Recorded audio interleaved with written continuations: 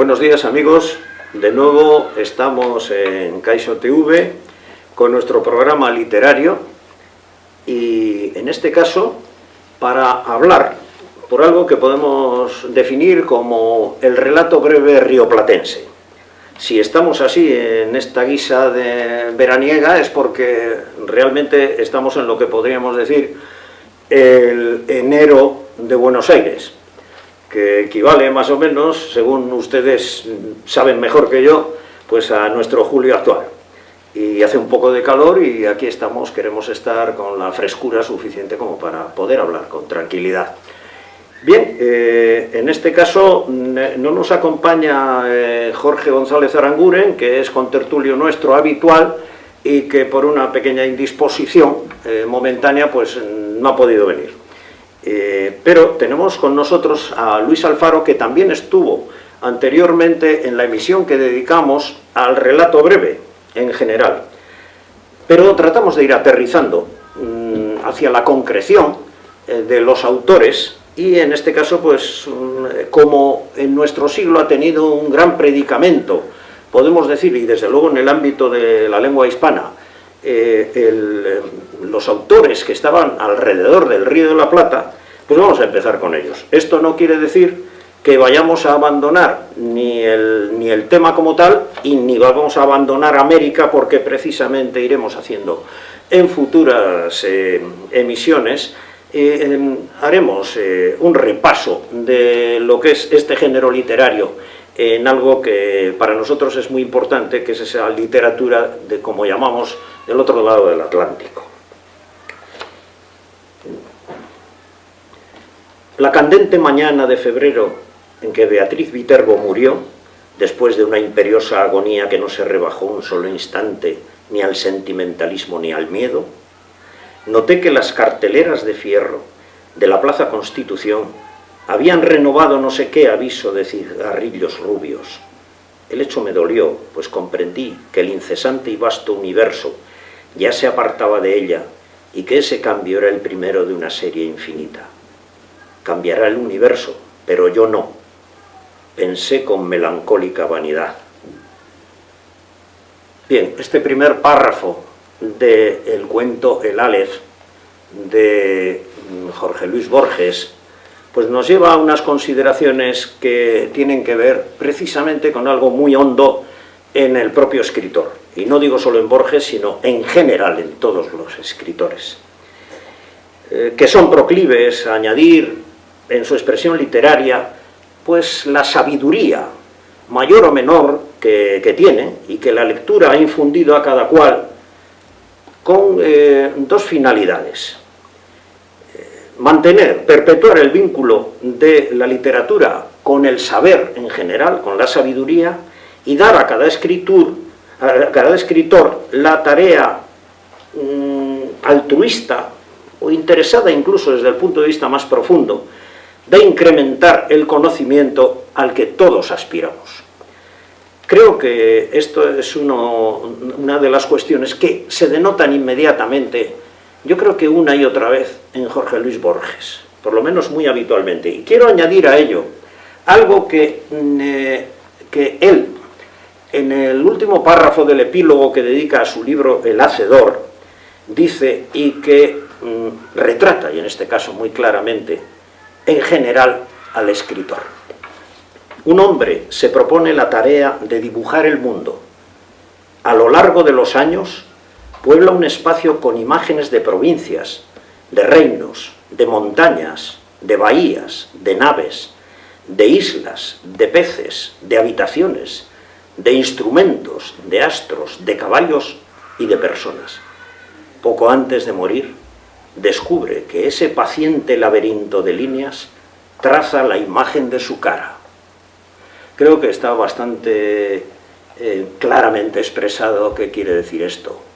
Todos los escritores hablan, todos los escritores hablamos de lo que únicamente, y aunque sea en pequeña medida, conocemos, que es nosotros mismos, y sobre todo, muchas veces sin conocernos, estamos diciendo lo que somos. Bien, pues bueno, vamos al tema de hoy, con ustedes y entre nosotros. Pues vamos a charlar un poco de esos escritores rioplatenses, hablemos de argentinos, uruguayos, paraguayos, que la verdad es que nos reavivaron el gusto por la literatura hispánica, pues a partir de hace 40 años aproximadamente, en los que ya peinamos canas o no peinamos porque tenemos la calva demasiado acentuada. Bueno, no sé si Luis Alfaro, que está con nosotros, que es quien está hoy, como quien está con ustedes y les ha hablado hasta este momento, Ángel García Ronda, bueno, pues vamos a charlar de ello. Creo que todos renacimos un poco con el conocimiento de esta literatura. Sí. Bueno, yo lo que quiero decir una cosa como primero es que Borges es el paradigma de toda la literatura de esa época. Y hasta que no llegan los años 80 o lo que sea, ya desaparecen Borges y desaparece otros autores de aquella generación, no se destaca, por lo menos en el exterior, el otro tipo de literatura. Por ejemplo, yo siempre lo comparo un poco con la literatura española, ¿no? Y en estos momentos analizas la literatura rioplatense de la que estamos hablando, de la que pretendemos hablar, y encontramos pero infinidad de autores para nosotros desconocidos. Pero que si lo traspasas y lo comparas con la literatura española de cuento breve, te encuentras que hay una diferencia enorme. Hay muchísimos más autores argentinos o uruguayos escribiendo narraciones breves que españoles. Y esto es tremendo, ¿no? Porque, joder, el cuento español tiene una tradición muy elevada. Sí, ¿no? Desde hace siglos. Desde hace siglos. Sí. Pero ya modernamente parece que el cuento español va desapareciendo, nace más la novela por lo que sea, o la novela comercial que la novela policíaca de tipo Salinavo y demás, ¿no? Y, sin embargo, el cuento rioplatense es un cuento brillante. Es un cuento que cada vez lo vuelves a leer ahora y cada vez te maravilla más. Es verdad, ¿no? Es un cuento enorme. Y empiezas a descubrir escritores que en algún momento han desaparecido o no los ha conocido el público español. Por ejemplo, uno de ellos es Rodolfo Walsh. Rodolfo Walsh tiene un cuento que es esa mujer que se considera que es el mejor cuento escrito en Sudamérica, bueno, en Argentina y demás, en el siglo XX, ¿no? Pero luego, yo indagando en este autor, que a mí me encanta el género policial, pues joder, te encuentras con el cuento de Taúres, que es un cuento extraordinario, y sobre todo te encuentras en la innovación. Este autor, por si alguien lo desconoce, fue desaparecido por la dictadura militar. Y concretamente en una obra suya, que se titula Esa mujer, que es la que he leído antes, hay un párrafo que, a propósito de que tú lo has citado a Borges, lo voy a citar yo. Y es el siguiente. El cuento trata entre alguien que es un periodista o algo así, que quiere contar la historia de una mujer que ha desaparecido, que la han embalsamado, que tal, y el coronel, que parece ser que sabe dónde está esa mujer, ¿no? Y le pregunta, y dice el coronel, yo he leído a Hegel, y le dice el periodista o el investigador, ¿qué querían hacer?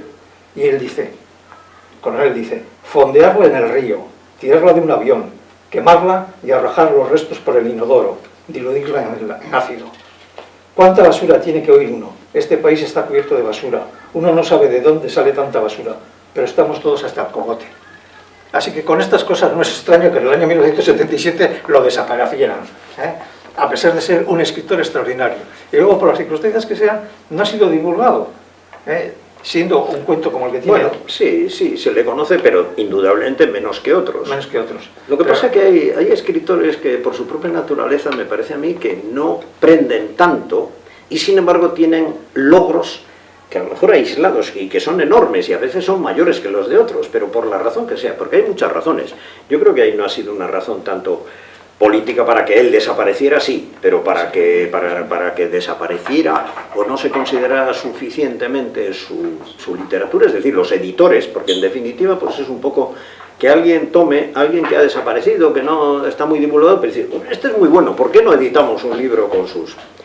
Y yo creo que son razones de muy otro tipo. Nunca sabemos si Rodolfo Walsh puede aparecer o reaparecer dentro de 3 años y entonces se convierte ahí en... que es un innovador, porque por ejemplo tiene un cuento precioso que es el de 3 portugueses bajo un paraguas, sin contar el muerto, que es un cuento a base como de cuartetas. Una de ellas, la primera, dice, el primer portugués era alto y flaco, el segundo portugués era bajo y gordo, el tercer portugués era mediano, el cuarto portugués estaba muerto. Joder, Está bien, está bien. Eso es maravilloso, Cosas de esas sí, pero son bastante propias.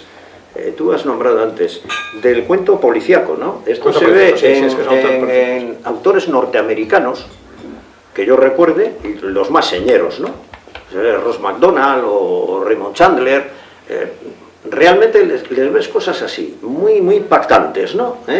No pierde mucho el tiempo, porque salvo Wilkie Collins, que hace novelones tremendos, ¿no? Hizo hace ya siglo y medio, novelones tremendos de tipo policial o de tipo de intriga, 600, 700 páginas de eso. Normalmente la gente se impacienta y el propio escritor también se impacienta y tiene ganas de decirlo. Además, ten en cuenta que el cuento policial tiene que jugar con la sorpresa fundamentalmente, es decir, tienes que ir preparando un ambiente, una atmósfera especial para que luego... Nunca se sabe. Yo creo que algún día tendremos que hablar quizá del cuento policial o de la novela policial o de ambos, ¿no? Y veríamos características que no podemos decir en fin, de conjunto. Hay muy diversa también, muy diversa forma literaria dentro de ese género general, ¿no? Me parece que sí. Yo lo que sí quería decir es una cosa. Creo, primero, no estoy muy de acuerdo con lo que has dicho. Yo creo que la innovación es casi siempre relativa. La innovación primero es parcial. Lo que ocurre es que a cada generación le puede sorprender una innovación con respecto a lo de los 50 años anteriores o los 100 años anteriores incluso. Pero luego va rastreando uno en la literatura y resulta que a veces un casi desconocido narrador del Renacimiento italiano, pues resulta que le sorprende a uno con unas cuestiones que dicen, pero si esto ya estaba... resulta que eso se notó muy bien cuando se encontró el antecedente de los monólogos joyceanos del Ulises en un escritor desconocido en general, que había sido editado pero muy poco, había tenido una edición de una obra suya, de Le Lauriers sont coupés, han cortado los laureles, se ha traducido, está bien, parece, de Edouard Dujardin. Edouard Dujardin es el que en realidad da paso al monólogo en todo ese relato largo, esa novela corta, pues da paso a ello, ¿no? Y realmente es el antecedente más claro, porque monólogos ha habido siempre, en primer lugar en el teatro, ¿no? Para empezar. Esos de La vida de sueño son clarísimos, ¿no? Que son monólogos. Pero los antecedentes siempre los encontramos. De todas maneras, yo creo que cada uno añade unas formas nuevas y además las formas de su tiempo, ¿no? Bueno, ten en cuenta que el problema de la literatura, lo bonito de la literatura es el que recibe la literatura, es decir, el que la lee. Que dice que la innovación, por ejemplo, es para el que desconoce otras cosas. Bueno, claro. Eso es lo importante, ¿no? Porque claro, efectivamente tienes razón, dices, no se innova, o si quieres, se va modificando porque son cosas que ya están hechas anteriormente o lo que sea, desconocidas y demás. Pero el lector que las desconoce, que no las ha leído nunca, en el momento que la lee, la asume para sí, y para él es una innovación. Tiene razón. Lo importante sería, en efecto, innovar los lectores. Y digo innovar en el sentido que los lectores cada vez tuviesen pues más conocimientos de ello. Pero quería decir una cosa importante con respecto a alguien que me parece no sé, el inaugurador, podemos decir, de los relatos, en este caso de la zona esta que estamos hablando, de esta región del Río de la Plata. Y es Esteban Echeverría. Esteban Echeverría, que es muy desconocido, no en Argentina tuvo cierta fama, porque además fue un hombre que políticamente pues pasó por vicisitudes. Nacido en 1805, o sea, incluso antes de la independencia argentina, antes que la Argentina fuese tal, ¿no? Como la conocemos. Y entonces, bueno, pues duró 50 años, escasos. Y sin embargo tiene un relato que se titula El Matadero, y que ese solo relato uno se da cuenta que resume en sus breves páginas, 20 páginas aproximadamente, bueno, pues todo un mundo, y no solamente eso, sino es que además toda una fórmula. Y digo fórmula, he dicho fórmula quizá indebidamente, porque no me atrevo a rebajar la fórmula. Una forma de escribir que está muy presente después. Estos cuentos con gran significación, porque resumen mucho determinadas cosas. Por ejemplo, el propio Borges, que a veces en alguno de sus cuentos hasta resume o pretende resumir pues casi la significación del mundo como tal, ¿no? O del universo. En ese mismo El Aleph pues, que hemos hablado, pues también. Y entonces Esteban Echeverría, que bueno, tiene alguna edición por ahí, tiene una edición aquí en la editorial Cátedra, pues bueno, a mí me parece que es el inaugurador de eso que después da sus frutos muchos años después, porque este hombre muere a mediados del siglo XIX. Pero sin embargo está ahí. Algo que empieza, no se sabe cómo empieza, dice, bueno, esto es una descripción, empieza, continúa, y al final, en las últimas páginas, es cuando se desvela, en realidad, todo el significado, no solamente de la peripecia que allí se cuenta, que es relativamente banal, aunque es criminal también al mismo tiempo, pero relativamente banal, sino el significado de lo que él llevaba dentro probablemente. No ya desde un punto de vista vital, sino desde un punto de vista literario. Yo quería decir, nombrarle al menos, para recomendarlo. Entre los 15 mejores cuentos rioplatenses que se reconocen, este ocupa el lugar 7. Está el Matadero. Es curioso, ¿no? Sí. No, a mí me parece que, por supuesto, que tiene que ser. A mí es que me parece eso, me parece un cuento de la alborada, ¿no? O sea, que comienza una manera importante de hacer, ¿no? Y a mí lo que me maravilla de ese sitio, de esa localidad geográfica que estamos hablando, ¿verdad?, es la calidad. O sea, la calidad. Es decir, la innovación, la posición del narrador, que es curiosísima, porque el narrador en algunos momentos es parte de la acción, sale, entra, hace, joder, a mí esas cosas de libertad del escritor, sobre todo de libertad, me maravilla. Hay un autor que quisiera también recordarlo, quizá por las vicisitudes de su vida y porque escribía maravillosamente bien, que es Horacio Quiroga. Horacio Quiroga es el hombre que, uruguayo, pero vivió 35 años en Argentina y es un argentino tan... Sí, bueno, sí, bueno, claro, son ambas orillas, es ¿no? Igual, efectivamente. Y este hombre, por ejemplo, tiene cuentos preciosos. Uno de ellos es la abeja aragana. Es una cosita pequeña como para niños y tal.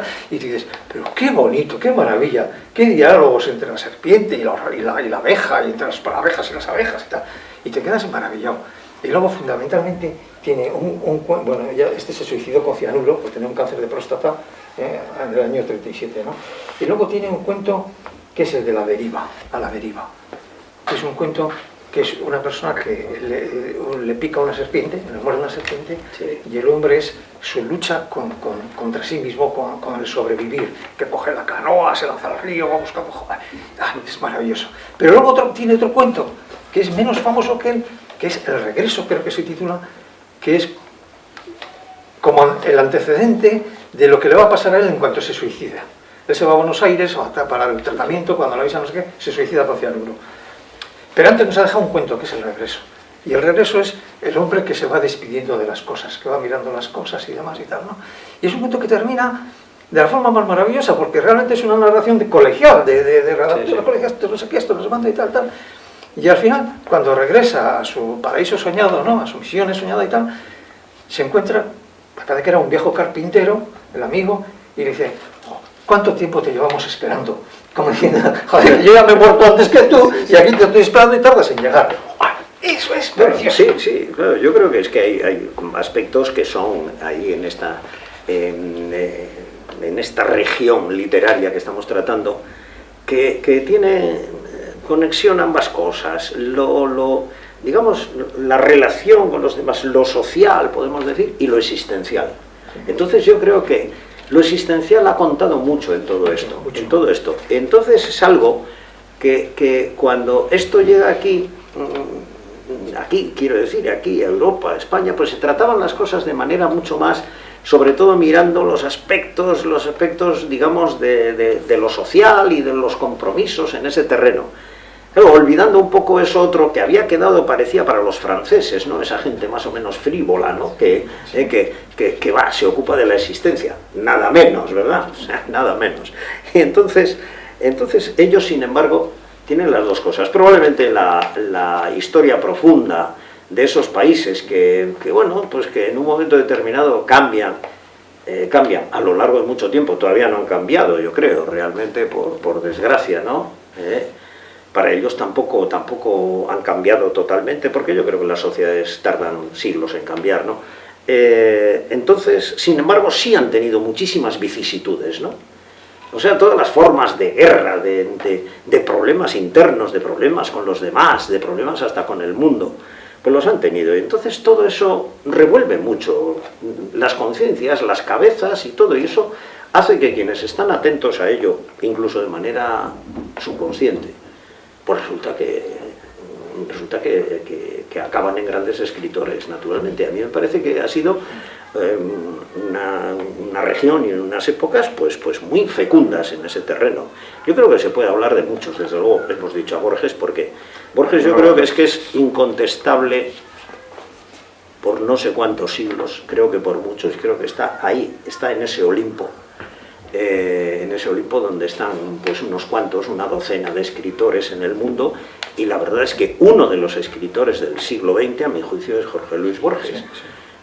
No solamente por cómo escribía, sino porque logra dar con significados muy profundos, es decir, logra conectar.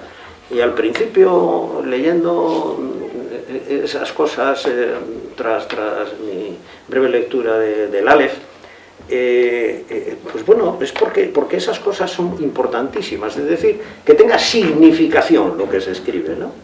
Y muchas veces la significación la consigue, pues no sé, alguien como Hemingway, que escribe a lo mejor un cuento aparentemente que no pasa nada o pasa una pequeña cosa, y otros, sin embargo, pues necesitan párrafos muy densos, etcétera, etcétera, pero también lo consiguen, ¿no?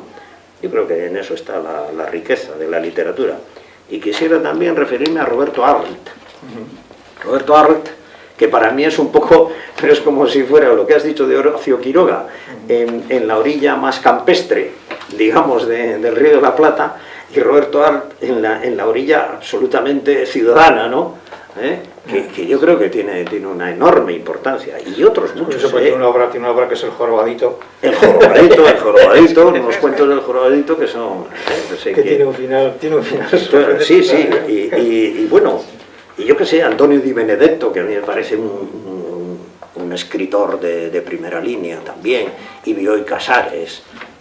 Bueno, pero es que está Marco de Nevi, que es un hombre poco conocido, no suficientemente conocido aquí, que ha sido editado, y ha sido editado incluso por alguna editorial española, pero que se ha traído allí, se ha vendido, pero yo creo que poco, cuando tiene una novela,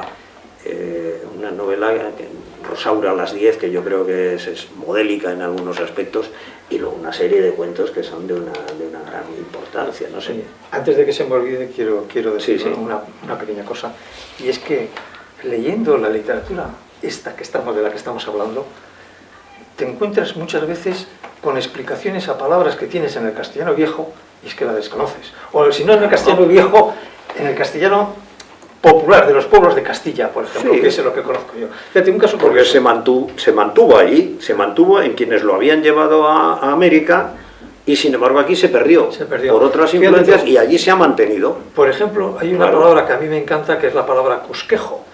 Cusquejo, en la Castilla vieja, quiere decir perro sin raza. Sí, eso es. Perro sin raza, un perro cusquejo, ese es cusquejo. Y ya llega incluso como insulto a un tío, un cusquejo y tal. Y entonces, yo siempre he dado vueltas, ¿de dónde vendrá esto cusquejo? Porque, joder, que no encuentro la raíz. Bueno, pues me la he encontrado en Horacio Quiroga, que define Cuzco como el perro sin raza. La palabra Cuzco, y claro, de Cuzco, Cusquejo. No, sí, Cusquejo. No, pero la Z se pone ahí y luego se pronuncia más o menos. Pero es curioso que dice, joder, pues mira, me la he encontrado en Horacio Quiroga, hombre. Joder. Sí. Yo también, y no quiero olvidar a Juan Carlos Onetti.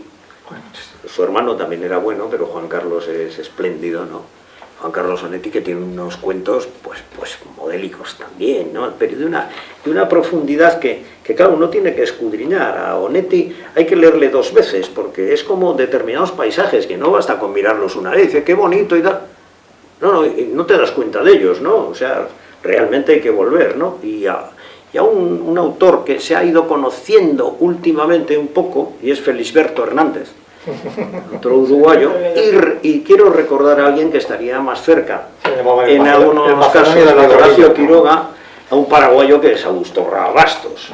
Tiene los cuentos esos del baldío y del trueno entre las hojas y tal, que son magníficos. Mira, de Felisberto Hernández, sí. Yo tengo aquí una frase de él que dice: me parece que cada vez escribo mejor, lástima que cada vez me vaya peor. Es que eso es tremendo. Sí, pues mira, ahí también eso es dar con algo que es muy real, ¿no? Pues probablemente los que cultivan o cultivamos la literatura, pues te vas dando cuenta que, claro, vas limando defectos, vas mejorando un poco en algunos sentidos, pero claro, a ti cada vez no te va mejor cada vez, ¿no? A partir de un cierto momento, de una cierta edad, pues vas rebajando tus posibilidades, tus calidades propiamente, las calidades de la herramienta como tal, ¿no? El cansancio. Pues este hombre fue muy curioso, ¿no? Porque claro, yo en la preparación de la reunión de hoy, pues cogí apuntes, ¿no? Sí. Ahí se casó con María Luisa de Ceuta, en realidad se llamaba África de las Heras, que era una veterana de la Guerra Civil Española y sí. tío de la KGB. Sí, encima, sí, ¿no? sí, sí. O sea, que estas son... una mujer muy andada, como decían algunos, ¿no? Muy andada. Además, el padre de Felisberto Hernández era de Tenerife, o sea, que quiere decir que tiene una raíz española ahí pura, que además yo creo que se nota mucho en la literatura. Yo creo que sí. Se nota mucho en la literatura. Pues es un hombre importante, a mi juicio, que solo recientemente ha tenido venta en las librerías aquí, porque no se le conocía apenas. Sí. Rabastos sí, y bueno, Onetti, por supuesto, ¿no? Onetti, además, lo albergó España durante los 15 últimos años de su vida, que como dice un poco la leyenda y bastante de la realidad, pues estuvo en la cama, ¿no? Allí metido, más o menos, y leyendo novelas policíacas, decía él, nada más. Yo creo que leía algo más, porque algunas cosas se notan también. Lo que pasa que es un poco las necesarias posturas a veces que uno, para uno mismo, ¿no? necesita. Pero bueno, que el cuento, que los cuentos, los relatos breves de esto que hemos llamado rioplatenses, creo que bien, con cierto acierto geográfico, pues yo creo que tienen una calidad enorme y que se puede decir, oye, te puedes pasar unos años leyendo eso, pero con mucho gusto, se le puede decir a cualquier lector. Además son cuentos que tienen una medida perfecta, en casi todos ellos. Bueno, sí, no, es todo, es la perfección de la factura y el significado. Sí. Esto es, yo creo que es muy fecundo de lo que hemos hablado.